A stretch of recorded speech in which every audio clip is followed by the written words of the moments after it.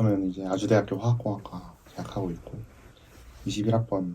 저는 55세 집안의 가장이고 화폐 수처리장 운영을 하고 있고 직장 생활 한 30년 하고 좀 평범한 가장입니다. 저는 아무 생각 없었어요. 네, 어떤 질문을 할지 몰라서 예측이 안 되니까 뭐 아무 생각은 없었습니다. 이제 이거를 이제 율곡관에서 보고 네. 아버지한테 권유를 했는데 처음에 이제 그냥 단순한 중년 인터뷰인 줄 알았는데 파란학기제시더라고요. 그래서 일타 보면서 어떤 일기를 조망을 할까 되게 궁금해서 그런 게 오긴 했습니다.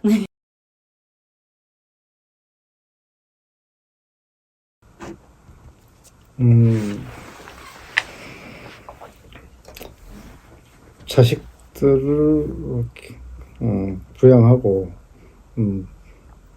키워가는 그런 삶을 같이 공유하고 싶다. 그런 정도가.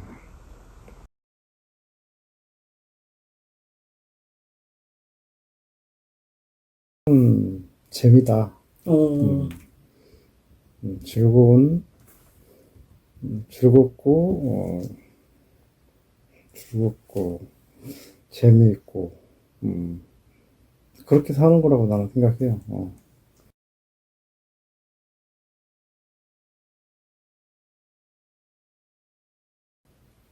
뭐 죽을 뻔한 경험도 여러 번 있었고 그리고 시간이 지나 보니까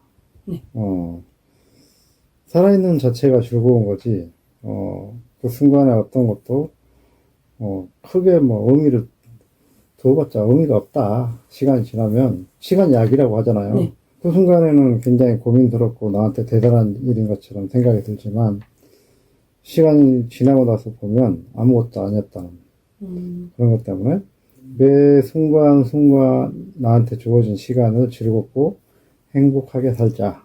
그렇게 생각을 해요.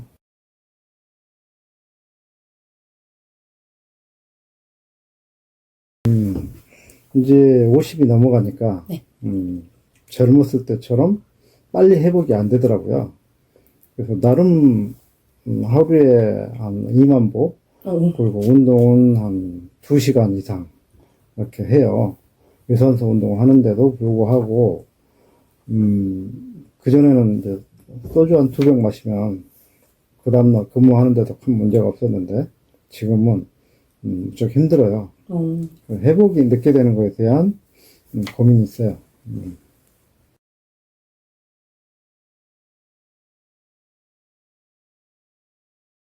젊을 때는 모르지만 많은 경험을 함으로써 아까 말씀드린 것처럼 의미가 없다. 죽고 사는 문제가 아니라면 진짜 죽고 사는 문제는 중요하죠. 네. 살아 있어야 되니까. 근데 죽고 사는 문제가 아니라면 굳이 그렇게 얼굴 붉히고 그럴 필요가 없다. 그런 생각을 많이 해요.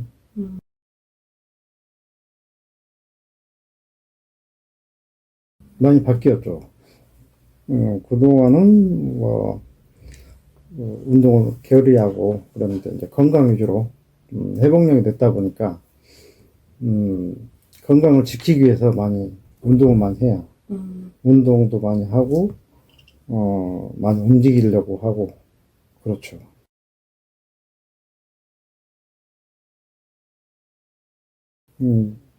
이렇게 함으로써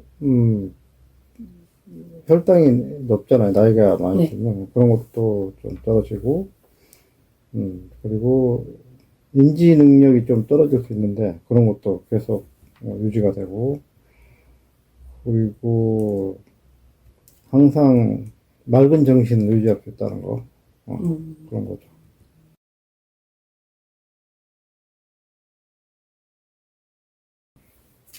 나아진 점은 일단은 20대 때는 사실 그림을 그리기가 힘들어요. 내가 어떤 사람이 돼야 될지, 앞으로 무엇을 해야 될지, 내 위치에서 어떤 것을 해야 될지, 그런 것들을, 정립하기가 힘들죠. 나이가 어리니까. 근데 이제 중장년층이 되고, 그동안에 살아왔던 시간들을 다듬어 보면, 방향성을 정할 수가 있는 거죠.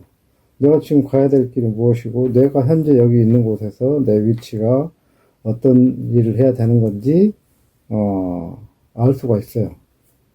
경험이. 그 경험이 뭐, 계속 고민해서 하는 게 아니라, 몸에서 배어서 즉흥적으로 이렇게 알 수가 있더라고요. 나이가 50 넘으면, 어떻게 내가 처신해야 되고, 여기서 나는, 어떤 일을 해야지 조직에 도움이 되고, 그런 것들을 알 수가 있죠. 물론 이제 사람마다 다르겠지만, 저 같은 경우에는, 그렇게 아니까 거기에 맞춰서 저는 하고 있는 거죠. 그게 이제 바뀐 거죠. 어려워진 건 이제 나이의 한계, 체력적도 한계가 있지만, 이제 나이 어린 직원들이 이제 입사를 하고 그러면, 지적으로는 좀 경쟁이 안 되잖아요. 샤프하게 돌아가는 것도 그렇고, 그런 쪽에서는 조금 이제, 한 발 물러서고 있죠. 경쟁 안 하고, 그런 것들은 뭐 내가 이길 수 없는 분야가 있잖아요. 제가 이제 키가 작으면 키가 큰 사람의 그런, 장점들을 따라갈 수 없는 것처럼, 그것도 나이와 어린 나이에 하고 이제 중장년층하고 이제 갭이 벌어지는 그런 스피드나, 그 다음에 지식들, 그런 것들은, 이해하고 그냥, 보듬는 편으로 그렇게 생각하고 있죠.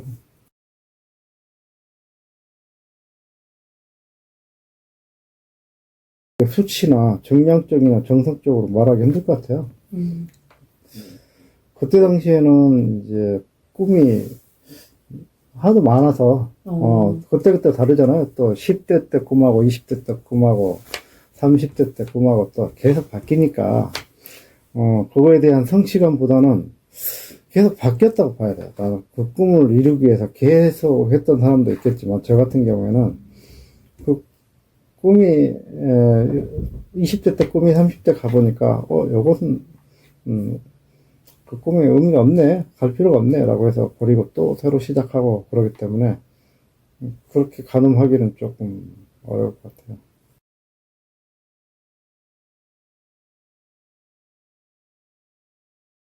은퇴 후가 제일 고민이죠. 무엇을 할 것인가. 그게 가장 고민인데, 이제 저희 회사는 만 63세가 되면 이제 퇴직을 해요. 퇴직을 하면 무엇을 할 것인가가 가장 이제 고민이죠. 그 고민을 이제 해결하려고 하지만, 쉽지 않은 것 같아요. 미래를 자기 의지대로 이렇게 가는 사람도 있지만, 대부분 본인이 상상한다고 그 미래가 본인의 것이 아니잖아요. 그래서 저는 고민을 하고 어떻게 해야 되겠다고 생각을 하지만, 그거에 대해서 크게 집착하거나 걱정하거나 그런 건 없어요. 그 옛날 어르신들 말이, 태어나면 자기 밥숟갈 챙기고 산다고 하잖아요. 그런 것처럼 제 노후가 앞으로 이제 한 10년 뒤에 정년퇴직 한다고 했을 때, 그때는 난 크게 문제가 없으리라고 봐요. 현재 제가 이렇게 살아간다면.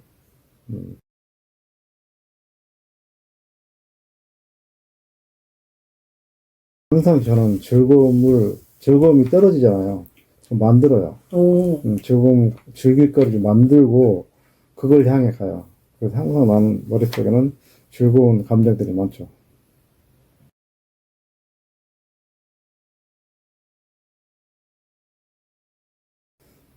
부정적인 것들은 항상 존재하죠, 주위에. 모든 게 다 부정적일 수도 있죠.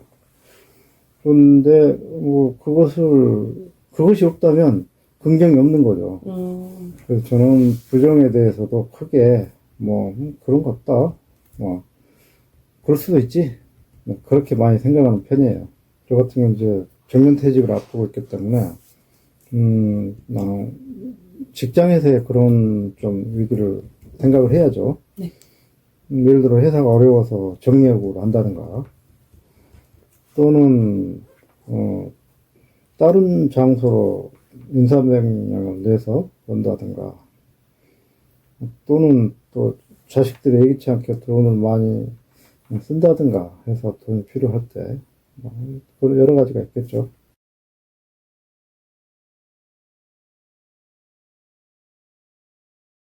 여러 가지가 있겠죠. 좀 금전적인 것과, 아니면 뭐, 정성적인 그런 거 있겠는데, 항상 그 상황에 맞춰서 최선을 다하니까, 뭐, 크게 딱히 어떤 방법으로 해소했다라기보다는, 음, 문제가 되지 않게끔 항상 긍정적으로 했기 때문에, 난 크게 이제까지는 무난한 해결했다.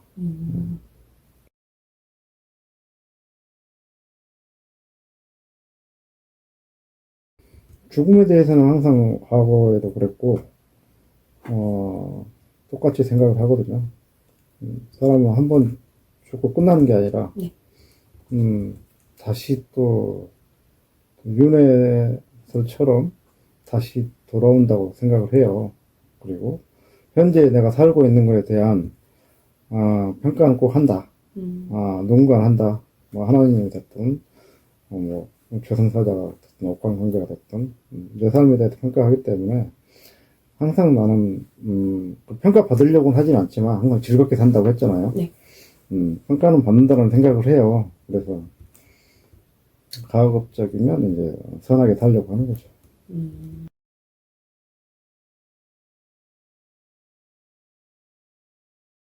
이상의 삶이 과연 나처럼 행복한 마인드를 가지고 사는 사람이 얼마나 될까 그런 생각을 많이 했어요. 저처럼 긍정 마인드로 사는 사람은 100%에서 보자면 많지 않으리라고 저는 생각을 하거든요. 가치관 문제니까. 그래서 그런 생각을 했어요. 여러 가지 삶이 있는데, 과연, 중년 이상의 사람들이 얼마나 자기가 자기 만족을 하면서 사는 사람이 많을까? 그런 생각 쪽이에요.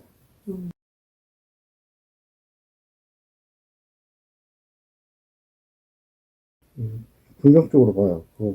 오은영 선생님 있잖아요. 네. 그런 분처럼, 저도 중장년층에서 그런 고민이 있으면, 시스템적으로나 국가에서나 그런 프로그램이 있었으면 좋겠어요. 예를 들어, 이제, 도저히 자기 혼자서 감당이 안 되고 해결을 할 수 없는 사람도 있을 거란 말입니다. 그런 사람들이 만약에 해결이 안 되면 또 사회적 문제가 되거든요. 편부모나, 그 다음에 고아들이 옆에서 도와주는 사람이 없어서, 큰 문제가 되는 사례도 많이 있듯이, 중장년층도 문제가 있는 것을 국가나 어떤 시스템에서 해줄 수 있으면 좋다고 봐요.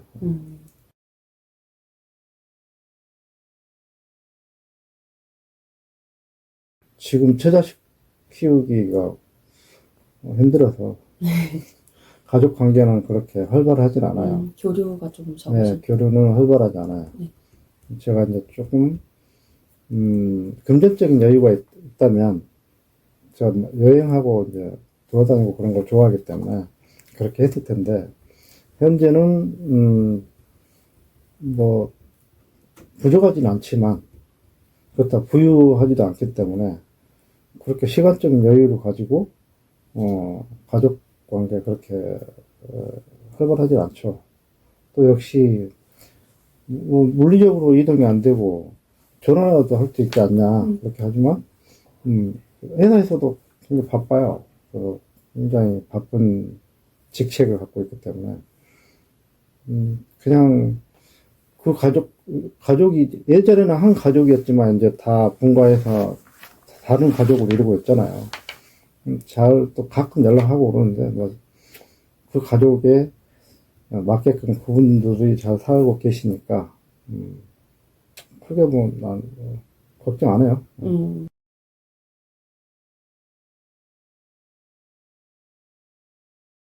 힘든 점이 있으면 보통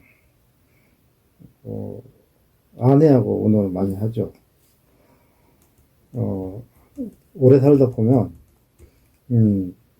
같이 내 고민을 나눌 사람이 없어요.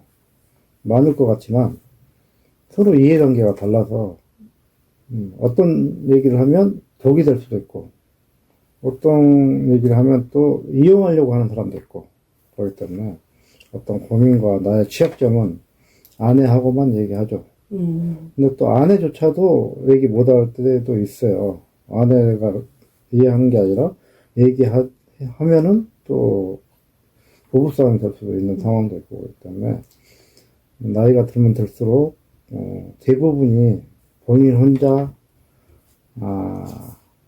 해결하려고 하고 소화시킨다라고 봐야죠.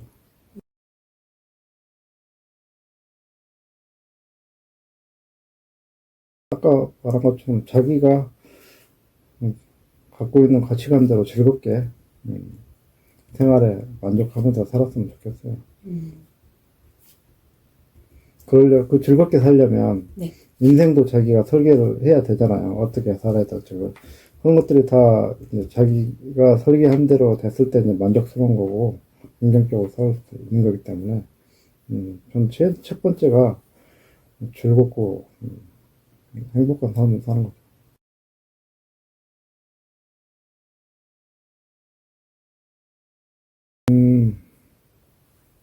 쉬지 않고 뛰었다. 포기하지 않고.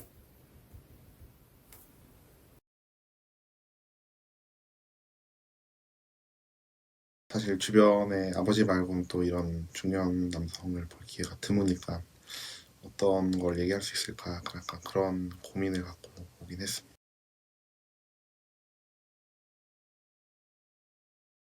처음에는 이제 아버지 내가 잘 알지라고 이제 어릴 때는 이제 아버지 희노애락을 다 안다고 생각했다면 요즘은 아버지의 희와 락 정도는 알고 어떤 거에 그렇게 노하시고 또 어떤 거에 그렇게 애를 하시는지를 점점 모르게 되는 것 같더라고요. 요즘은 좀 잘 모르는 것 같다 이런 생각을 갖고 있습니다.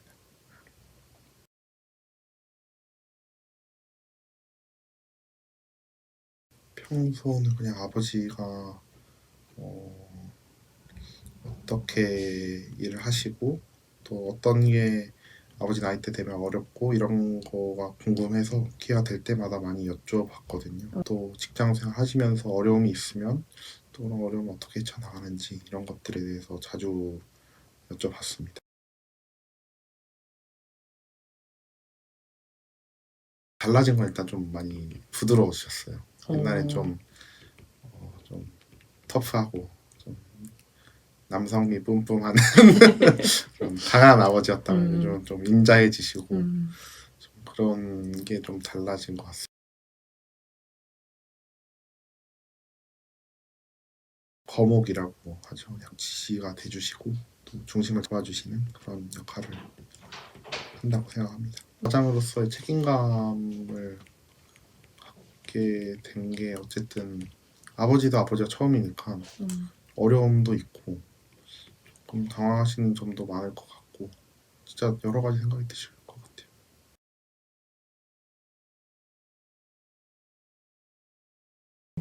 아들이 많이 컸구나. 항상 어린 아들이 아니구나.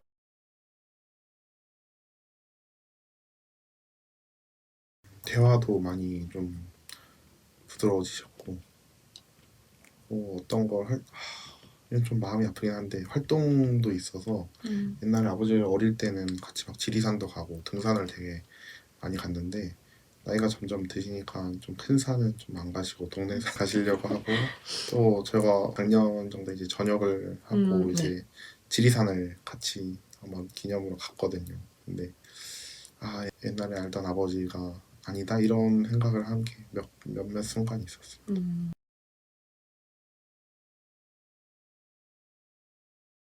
기쁘실 땐 좀 말씀이 많으신 것 같아요. 슬플 땐 그 반대로 말씀이 없어지십니다.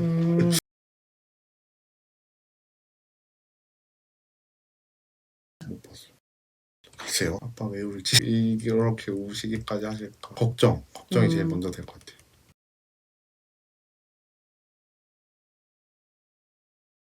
그렇게 슬픈 일이 없어서 우는 게 저희 아버지 돌아가실 때 한 번 울었어요. 눈물이 좀 없는 편이죠.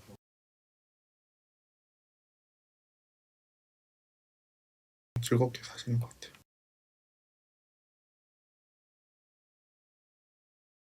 그래도 은퇴가 제일 걱정이 되죠. 그래서 아버지가 좀 근데 즐거운 게 더 좋은 것 같아요. 아버지 좀 즐거워 보이시고.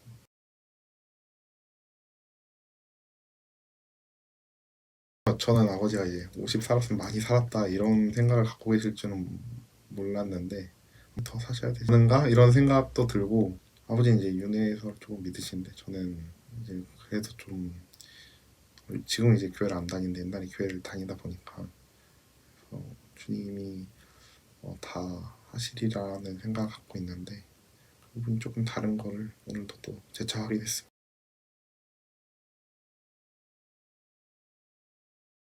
아파트에 사우나가 하나 있어서 주말에 사우나 가서 그냥 대화도 많이 하고 평소에 궁금했던 거는 그런 시간 많이 이용해서 여쭤봤는데 제가 급하거나 카톡을 이제 아빠 이거 어떻게 해? 이러고 이제 연락을 한다거나 아니면 좀 여유 있으면 통화도 가끔 하고 그렇게 좀 기쁜 일이 있으면 통화하고 얼마 전에도 상을 하나 받아서 너무 기뻐서 했는데 안 받으시더라고요. 바쁘신데 그래서 다시 전화를 주셔가지고 그래서 아빠 나 상 받았어 그랬죠. 네. 진로 그런 쪽은 아버지랑 많이 소통을 하죠.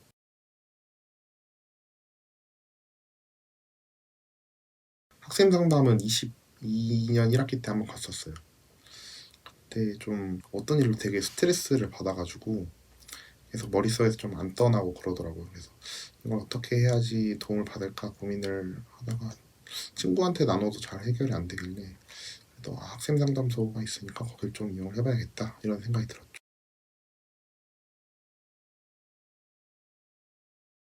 저기 아프신 거는 편찮으신 건 병원을 가셔야 될 것 같고 마음이 아프다 하시면 심리치료나 이런 쪽을 조금 권유를 드리고 좀 싫다 하시면 제가 자주 찾아가야죠.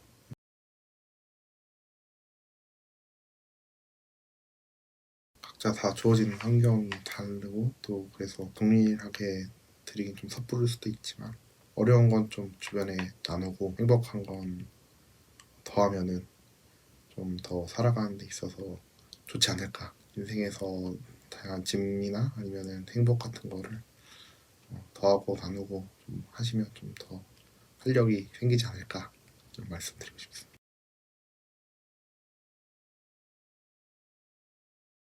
인터뷰하면서 이제 그동안에 한 번도 생각 안 했던 것들 그런 것들 한번 되짚어 보는 시간이 되었고요.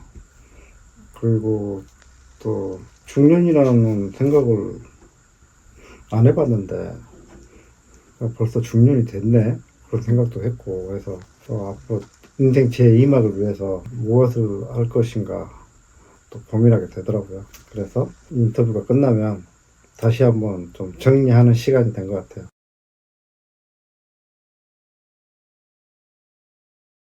어릴 때 브레이킹 배드라는 드라마를 하나 봤었는데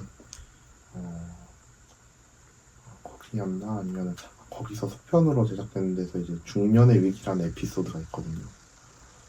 그 주인공이 그 일련의 사건들을 통해서 좀 내가 뭘 하고 있고 난 어떻게 살아야 되지 하는 혼란을 겪다가 좀 명료함을 찾아가지고 이렇게 일을 해결하는 에피소드였는데 사실